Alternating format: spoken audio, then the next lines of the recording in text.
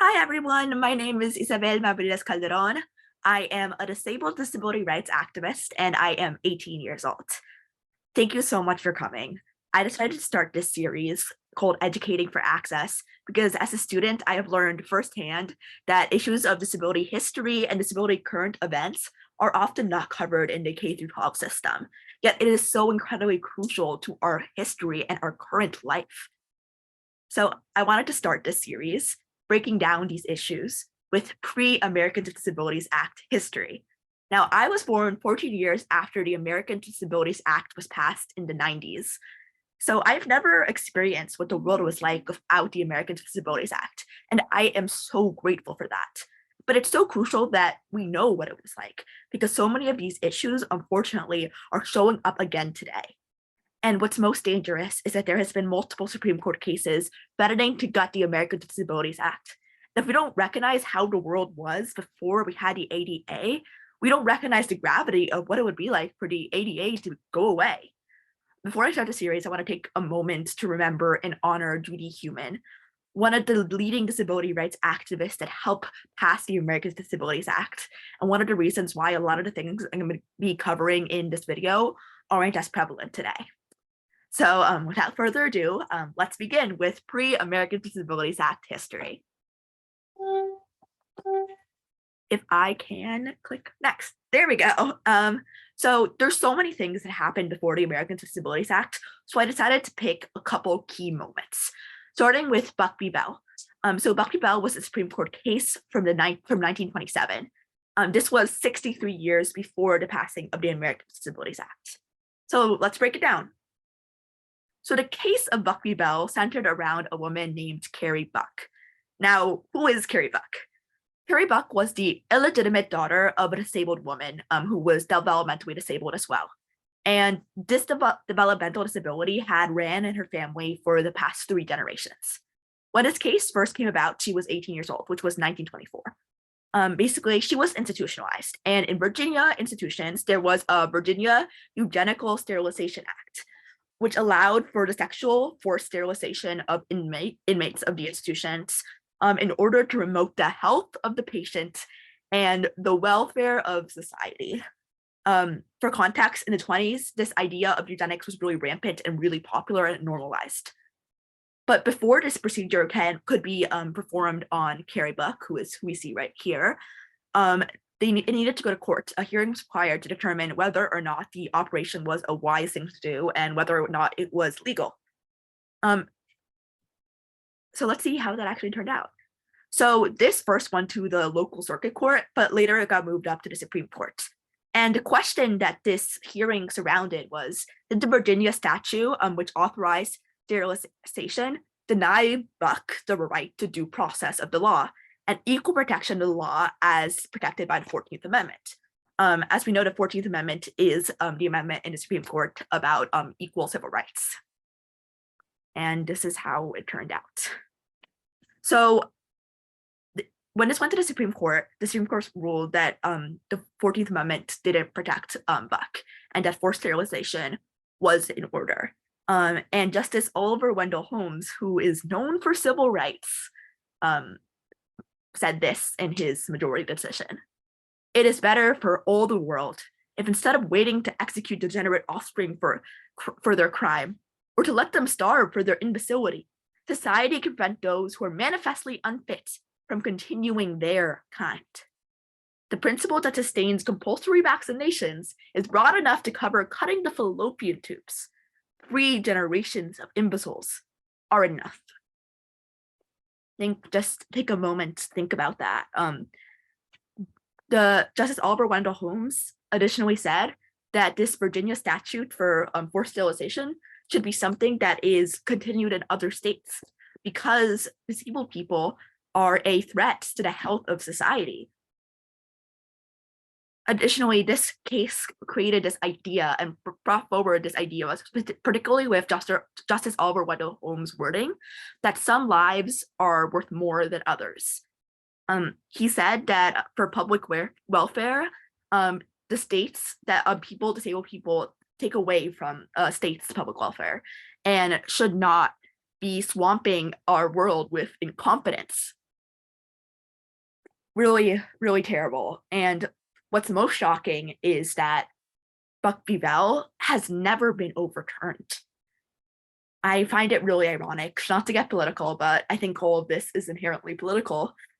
That when speaking about eugenics, an argument that is so often used by the pro-life movement is that abortion is eugenics against disabled people. When I mean it's not; it's just healthcare. And that was the argument that was used to fight against Roe v. Wade and to get it overturned. Get Buck v. Bell, which is quite literally eugenics, which is proposing the forced sterilization of disabled people, has never been overturned, and they're not fighting to overturn it. I also want to make it clear that Carrie Buck wasn't the only one who was subject to forced sterilization. More than 70,000 people, who were predominantly women of color, disabled people, and poor people, were forcibly sterilized in the 20th century to uphold this idea of creating a perfect human, a perfect class.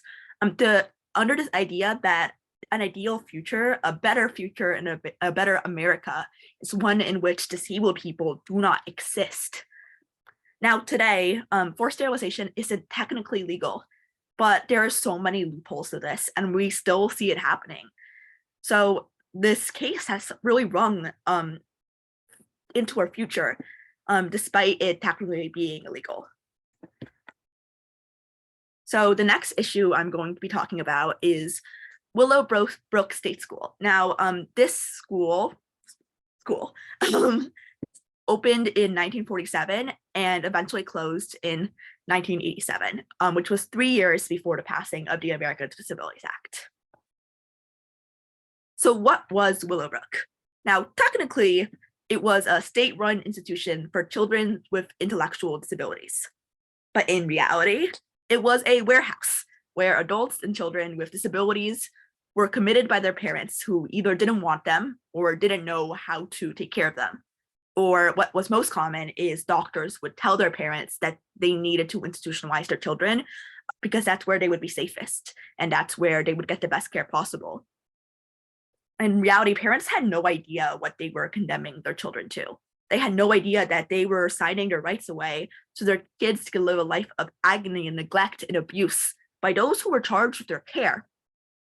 And when parents did eventually find out about what was going on and wanted to take their children out or fight for their children to have a better state of life in this institution, the parents were labeled as troublemakers by the administration of Willowbrook and were often threatened. They were manipulated and to ensure that they didn't rock the boat or shut down Willowbrook somehow.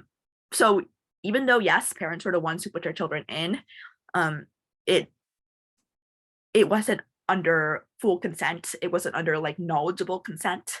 And it is truly horrifying. So how did Willowbrook eventually shut down? Well, it all started with an expose. On January 6th of 1972, in a Staten Island diner, a former physician from Willowbrook met with a reporter where he described the horrible conditions that were in Willowbrook. He had actually been fired for trying to change these conditions, trying to advocate for these kids. But he still had a key to one of the buildings. And he gave the reporter a key, and the reporter entered with a film crew and secretly captured this appalling abuses and filth and overcrowdedness that was inflicted upon these residents. And this video, this documentary really sparked outrage throughout the country because at this time, disabled people weren't being seen. People didn't know that disabled people were being treated in these horrible conditions because the school was so isolated. And there was other institutions like this all throughout America, but they're all very isolated. I mean, it's done that way on purpose. Because if you don't see people suffering, if you don't see disabled people, you don't have to care about their rights. You're not going to advocate for it. You're not going to vote on behalf of it if you're never seeing them. And that's why Willowbrook stayed so oppressive for so long. But this expose kind of rips that cover of anonymity and showed the world what was happening. The film crew actually went to Willowbrook without permission. They kind of snuck in. And here's a clip of what they found.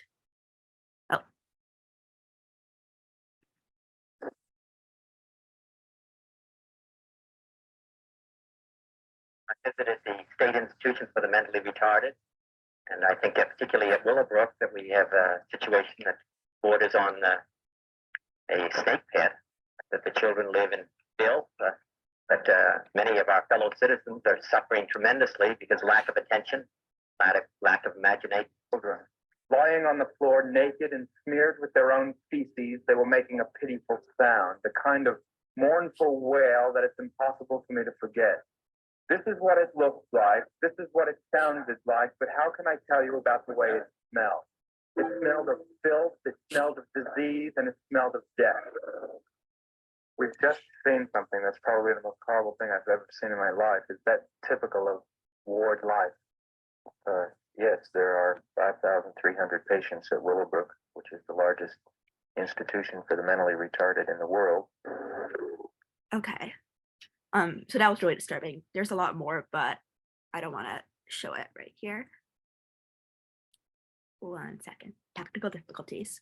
I also want to stress that even though this was advertised as a school that knew how to care and teach disabled people, it was not a school. Residents rarely even received like any basic care or any stimulation, any instruction or hygiene, much less education. Less than 20% of the children who were like attending Willowbrook took any classes at any times, but most of those classes were actually just like experiments of residents who are in an experimental ward. And the way that these kids got involved in these medical experiments that were being held on these children and disabled adults at Willowbrook were that uninformed parents consented to it, not knowing what they were getting into and not knowing that they were subjecting their children to be able to participate in Defense Department funded medical research on hepatitis and measles and other diseases, which is incredibly dangerous. And years later, it has been stated and conclusively found that the hepatitis studies that were performed in this institution on children were the most unethical medical experiments ever performed on children in the United States. That it just once again shows what happens when we don't think of disabled people as human, when we think of them as people that we can test diseases on, because we don't care about them. So incredibly disturbing. As you can see, people started to speak out in that documentary. Sorry. Now let's talk about the result of this in terms of death. So an estimate of 12,000 residents died at Willowbrook from 1950 to 1980, which was approximately 400 residents a year. And many of the inmates and the children who came to Willowbrook lived really short, brutal existences because of the horrible care there, because of the neglect and the violence, the lack of nutrition and medical experimentation. And some inmates disappeared and some committed suicide. And the numbers are probably much higher than that because there was such a huge cover-up. Truly terrible. And as a result of this expose, parents starting to speak up, it sparked public outrage, as it should. And a lawsuit was filed against the state of New York, and eventually Willowbrook was shut down. But it took 20 years after that expose for it to be shut down. And after this happened, a lot of organizations popped up to try to help these children. A lot of like independent living organizations that were started by Ed Roberts and worked on by Judy Heumann, disabled people who came in to give disabled people a way to live independently. But institutionalization is still something that is rampant around the world. And even today with the ADA, it's still something that we need to fight against because a lot of organizations that care for disabled people are not ethical. Okay, that was dark. And now we're going to talk about something that's also dark, the ugly laws. So this was these laws started in 1867 and eventually ended in 1974, which was 16 years before the Americans with Disabilities Act. So what were the ugly laws? So the ugly laws weren't like the real name of these laws, but it is a name used to describe a group of, for the most part, municipal statutes in the United States that outlawed the appearance of disabled people who were, in the words of one of these laws, diseased, maimed, mutilated, or in any other way deformed. so as to be an unsightly, disgusting object. So that's the wording for this law in Chicago. So these were a group of laws throughout many different states and many different places, and they all looked a little bit different. But they predominantly targeted disabled people and poor people. So does this really have to do with disability? A lot of people have tried to state that the ugly laws doesn't have anything to do with disability eugenics, and that it just has to do with beggars and people on the street trying to cause trouble. But this is false, because out of all the different ways that these laws are written, there's a reference to deformity, disability, and unsightliness, and being a disgusting object around multiple different states, like in New Orleans, Portland, Oregon, Denver, Lincoln, Columbus, Omaha, New York, Manila, and Reno. All of these places mention disability in some way explicitly in their law. So if you do find a place that says that this has nothing to do with actual disabilities, they're wrong. So what was the function of these laws? What was the purpose? Most basically, it was to have a legal basis to remove disabled people from public spaces. But this was just kind of the excuse. The effect of this was much more serious, because the punishments to the ugly laws were so severe. So what were the punishments? Now, this ranged across different jurisdictions, different places, and different laws. But number one, there was fines, being held in jail until the people who were affected by the ugly laws could be sent to something called a poorhouse or a work farm. The wording, for example, in the San Francisco ordinance indicates that violators of the ugly laws would be sent to the almshouse, and that actually is the same thing. It connects with Victorian era poor law policy. And in Chicago, the punishment for the crime was anywhere from $1 to $50, or about $1,100 in today's dollars. And those who weren't able to pay, which was a lot of people, were sent to courthouses or institutions. And connecting this back to Buck v. Bell, in a lot of these institutions, forced sterilization was happening. Also, children could be taken away from disabled people. It was terrible.